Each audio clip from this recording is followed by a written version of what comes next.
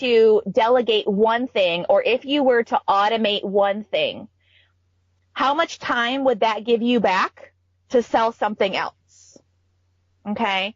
Mm-hmm. And I have some really great examples on this. You can see them on my YouTube channel, especially in the bookkeeping section. But the opportunity cost of you doing everything yourself basically turns around and you're paying yourself 2 to 5 times the amount as you would be paying that person that is a specialist in that thing, mm-hmm. To do for you.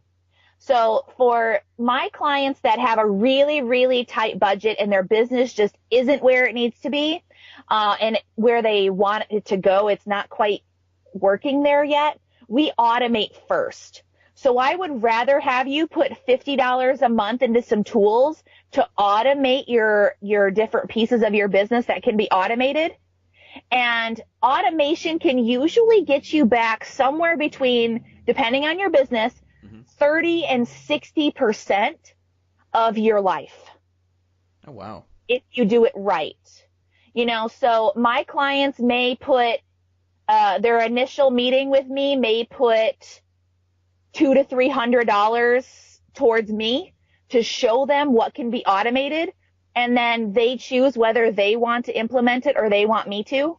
Mm-hmm. Most of my clients will choose me to implement that because they just don't have the tech knowledge. And once it's implemented, all you have to do is know how to trigger the automations to happen.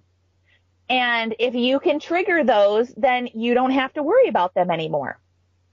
So if I could give you back 40% or 50% of your time just in automation, this isn't even hiring anybody. Mm-hmm. This is just automating and streamlining processes.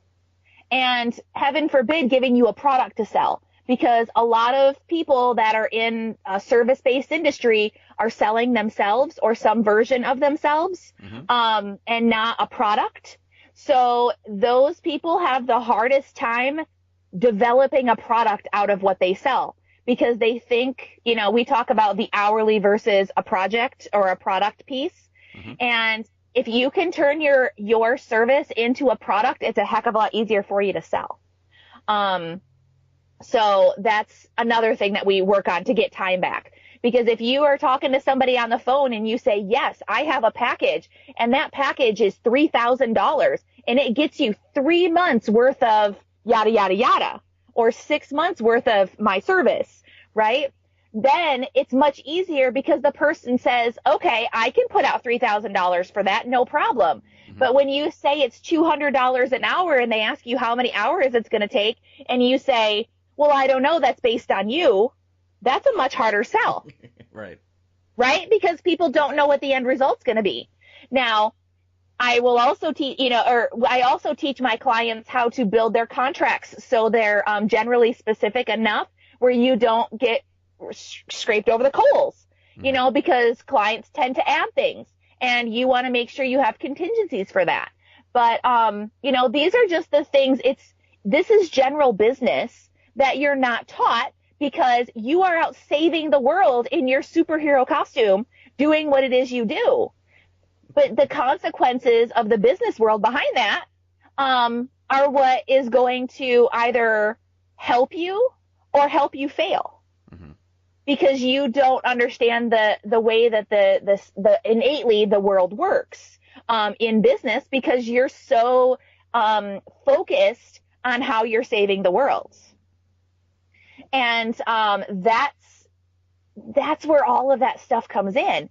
So first, put some money and time into an ally to help you streamline your processes and put some tools in place to automate. And then stick with that and with that thing and that process and that automation for 3 to 6 months. And if you take that extra time that you garnered from the automation and you put that into sales, I guarantee you by the time you get done with that 3 to 6 month period, you will then have the ability to start working on delegating. And once you have your delegation process and what the person is going to do, how they're going to do it, how exactly they're going to contribute to your business, you can then delegate another 20 to 30% of the remaining tasks. And now, guess what? You can then get to your wish list because everybody has one, right? Oh, yeah. You know, and so now your wish list starts getting done, and that furthers your business even more. So I don't ever want anybody to do everything all at once because it'll completely overwhelm them, especially for those that are in a creative mindset. You'll get completely overwhelmed if you try to do it all at once. So do bits and pieces as you go, as your checkbook will allow, as your brain will allow, and as your business will allow. And as long as each of those pieces moves you a little bit forward in giving you more time to do what you do best and to sell what you do best, your business will start paying for all of these things that you want it to pay for. And you can get to that, you know, eventually that 4-hour work week. Although us folks that are true entrepreneurs, we don't really want to work 4 hours a week. We just don't want to have to work more than 4 hours a week. Right. But we're still going to do it. It's just going to be on something new. Of course. Trying out different companies or different strategies. Right. When you talk about automation, are there specific websites and online tools that you're speaking of, or is it just in general creating a system? How do you approach the idea of automation? Okay, so first we have to extract your everything. You know, so I sit down and I tell you to walk me through your process because you have one. I promise you have one. You just don't know what it is. You know, so I tell you, if I were to raise my hand today and say, I will give you money to do what it is that you do and I will be your client, I need you to start with every little thing that you do, and we walk through that entire process. Usually takes somewhere between 2 and 4 hours because we're talking about that as well. Mm-hmm. Then once we have that process down, now it's about tweaking it to make it the best customer experience, not only for your customer, but on the back end for your business as well. And then we can take that stuff and we can put it into either an automated task list if everything that you're doing has to be done by you, or that goes into a series of internal notes and external emails and text, whatever it is, whatever your communication method is. And yes, we use online tools to do that. And I will not give any names of any online tools because every single one of my clients falls into a different category of need. Mm-hmm. And so I will never tell anybody you have to use this CRM system because every single one of my clients uses it and I get paid to tell you to use it. That's not me. Now, do I have affiliates for the ones that I use most often? Yes. Mm-hmm. But depending on what your business is and how you need to run your business and how your brain thinks, that's how I choose tools for you. Okay.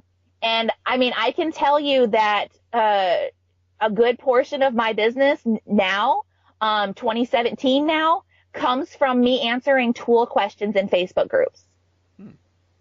And that's because everybody's asking the same questions and they're all getting the same answers. Well, I use this and I use this and I use this, but that doesn't mean anything to you. Right. You know, what 500 other people in this Facebook group are using they're not asking the right question. And, you know, that's what I do. I ask you the question, what is it that you need this tool to do for you? Because all of my clients have one tool that they live in. That is their baby. That is I go here every day, and it's not your email. Mm-hmm. But it's the one tool that everything else, every other tool that we have in their business is attached to. Because you can't spend in having a productive life, you can't spend your time jumping in and out of programs. Mm-hmm. And fit, like I don't need to sign in. I may have 15 different subscriptions to different programs that I use to work on with my business, but I only log into one or two of them. Everything else just has automations and is working in the background to make sure that I'm my most productive self. Okay. And that comes from that process. So, build the process first, then you put the tools in place that the process needs to run and automate, and you start living in your primary tool. Mm-hmm. And making sure that that's most up to date, because data, crap in is crap out, right? So if you don't keep your data up to date and clean, and if you're not touching your contacts and your clients on a monthly basis in some way, shape, or form, then that data goes bad. And the power of your business, at least nowadays, is in the list that you have and the list that you've built and the relationships that you've built behind those. And if you're not building relationships with the people that are in those lists, then your business doesn't have a list. Mm-hmm. And so who's going to buy from you? Now you end up cold calling. Heaven forbid that somebody has to pick up a phone, because nobody wants to do that. Mm-hmm. But cold anything is just hard. I would rather see you get one client or 5 clients that are like, oh my God, this person is the best ever and I want to pay you for the rest of your life. Right? Mm-hmm. But most people, they get the client or they sell their widget or they sell their service and then they're just gone. Or they sell a course and you never touch them, you never have a touch point with them again. Well, how was the course? Did you even take it? Did you even look at the stats behind it and see if they even went through the first intro video? Because they gave you $3,000 to buy this from you or $1,000 to buy this from you, but then they never did it, which is 90% of every course ever purchased. Right. Right. But if you have an automated customer experience behind what you're selling, and they're going to give you more money. The lifetime value of that client is much bigger than you trying to go out and get 50 behind them. Mm-hmm. So, if you set your business up for success in that way, and you make sure that your customer experience is 10 times better than any of your people in your competition, because most likely if you've put the processes in place, that you're better because that you struggled through that whole process and that most people are not going to struggle that hard. Mm-hmm. And it's what is that whole old adage about, you have to put the work in, and if you put the work in, it'll pay off for you. I know it's a whole thing, but it's hard. Yeah. Business is hard.